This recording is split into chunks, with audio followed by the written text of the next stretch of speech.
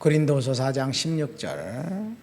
그러므로 우리가 낙심하지 아니하노니 우리의 겉사람은 낡아지나 우리의 속은 날로 새로워지도다.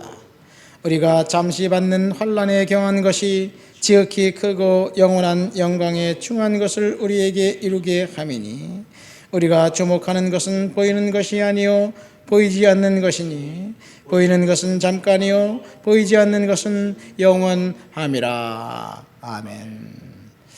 결코 낙심하지 말라고. 겉사람은 부패해지나 속사람은 새로워지는 것이고, 우리가 지금 눈에 보이는 것이 실상이 아니라 눈에 보이지 않는 것이 진짜라고 이야기하고 있습니다.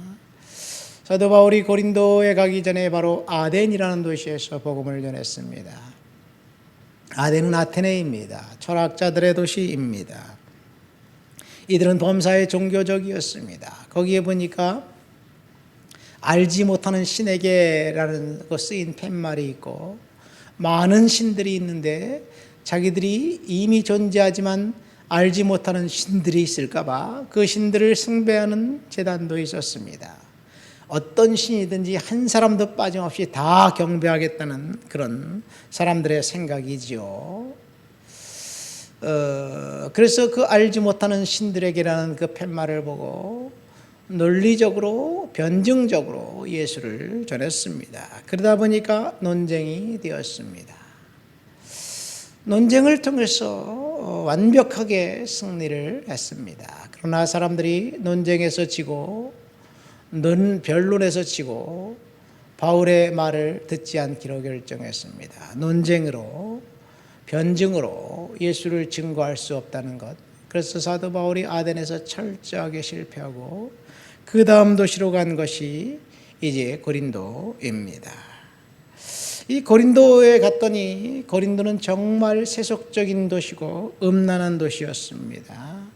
사람들이 쾌락이 눈에 멀어 있었습니다. 오늘날 우리 생각해보면 강남 정도라고 보면 술집이 질비하고 그리고 퇴폐업소가 질비하는 강남이라고 보면 됩니다. 그런 곳에 고린도가 그런 곳인데 하나님이 그곳에 사도 바울을 보내면서 그곳에 하나님의 사람이 많다. 이곳에 내가 선택한 사람이 많다라고 이야기합니다.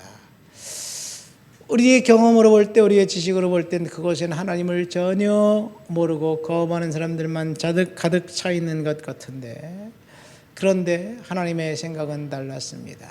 죄가 많은 곳에도 하나님이 구원할 사람들이 있었습니다. 고린도에 갔더니 한 부부가 그를 영접합니다.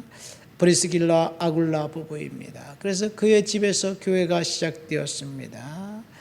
그리고 그 사람을 데리고 이제 에베소로 가서 그것에서 또 교회를 개척하는데 그 교회가 에베소 교회입니다. 고린도 교회 성도들은 환난당하고 핍박당하는 성도들이었어요. 고린도 교회는 문제가 많은 문제였습니다. 왜? 그 도시에 문제가 많기 때문에. 그래서 문제가 많은 사람들이 교회에 들어오자마자 변하겠어요. 그러니까 세상에서 살던 방법이 교회에서도 그대로 있으면서 다양한 문제들이 있었습니다. 그래서 고린도 교회 사도 바울이 4번에 가서 편지를 보냅니다. 두 개의 편지는 소실되었고 그리고 2개의 편지가 남아있는데 고린도 전후서입니다. 오늘 고린도의 4번째로 보낸 편지 중 4장 16절부터 18절 말씀을 보니까 우리가 낙심하지 아니하노니, 그 사람들을 보면서 사도 바울은 결코 낙심하지 않는다고 이야기합니다. 17절 말씀을 보니까 환난에 잠시 받는 환난에 경한 것이 지극히 크고 영원한 영광에 중한 것이 우리에게 미치지 못하게 된다. 우리가 주목하는 것은 보이는 것이 아니라 보이지 않는 것이다 라는 이야기예요. 낙심하지 않는다. 결코 낙심하지 말라고 사도 바울이 저와 여러분들에게 오늘 이야기하고 있습니다. 어떤 상황과 어떤 환경과 어떤 형편에 처해 있든지 간에 낙심하지 마시기를 예수님의 이름으로 축원드립니다. 우리가 이 세상을 살면서 불이익을 당한다고 생각하지만, 사실 부당한 대우를 당한다고 생각하지만, 요셉만큼 부당한 대우를 당한 적이 있는 사람이 있을까요? 요셉은 하지도 않은 일을 저질렀다고 감옥에 갔습니다. 그것도 강간 미수범이라는 오해의 딱지를 붙이고 아무도 그의 말을 들어주지 않고 조롱을 당하면서 옥살이를 했어요. 몇 년 했는지 모릅니다. 노아는 어떤가요? 비웃음 당했고 조롱 당했습니다. 산에다가 배를 짓는다고 저 미친 사람 아니야? 드디어 돌았어. 자기만 뭐 하나님 믿는다 그러더니 미쳤지. 그런 얘기를 들었습니다. 여러분, 저와 여러분들이 이 땅을 살면서 세상 사람들에게 오해를 당하고 재정적으로 흔들릴 때, 그리고 불이익을 당할 때, 어려움을 겪을 때 낙심하지 마시기를 예수님의 이름으로 축원드립니다. 눈에 보이는 것이 전부가 다 아니라고 이야기하고 있습니다. 눈에 보이지 않는 것이 진짜라고 이야기하고 있습니다. 현재가 비참한 것 같이 보일지라도, 그래서 절망적일지라도 절망이 계속되고 그 비참이 계속되고, 그래서 거기서 헤어나올 수 없을 것 같은 그런 생각은 사탄이 주는 거예요.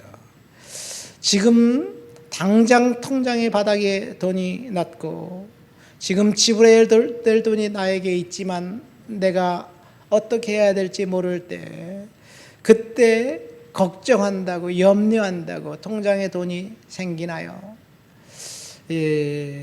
하나님께서 저와 여러분들의 인생을 책임져 주고 있기 때문에, 내가 감당할 수 있기 때문에 하나님이 허락하신 그런 고난이라고 믿으시기를 예수님의 이름으로 축원드립니다.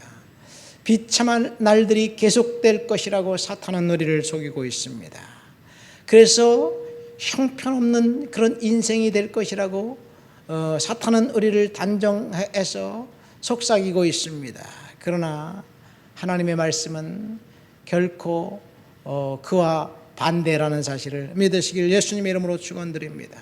우리가 겪는 비참한 일, 어려운 일, 오해가 영원히 지속될 것 같지만 진실은, 진리는 반드시 밝혀지게 되어 있고 하나님의 은혜는 거기에도 있습니다. 당장 지금 눈에 보이는 것 때문에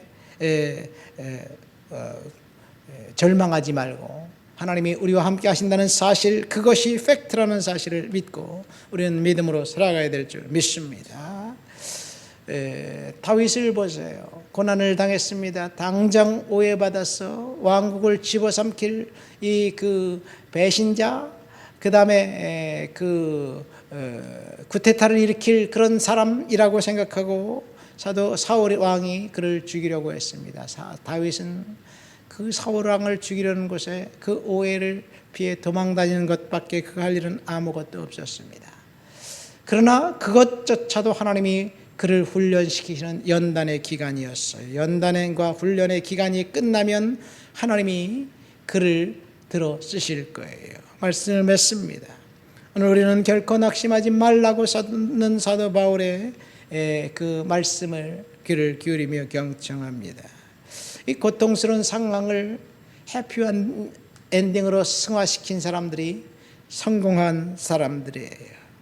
온통 눈에 보이는 것은 암흑밖에 없고 희망의 그림자가 없어 보일지라도, 그래도 하나님을 믿고 의지하고 해피엔딩으로 인생을 마감한 사람들이 다니엘, 욥, 다윗, 요셉과 같은 그런 사람들입니다.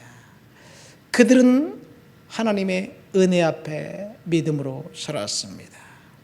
환경이 열악할지라도 하나님은 포기하지 않는 사람들을 사용하십니다. 그래서 하나님은 두려워하지 말라고 우리에게 말씀하셨습니다. 하나님 아버지 감사합니다.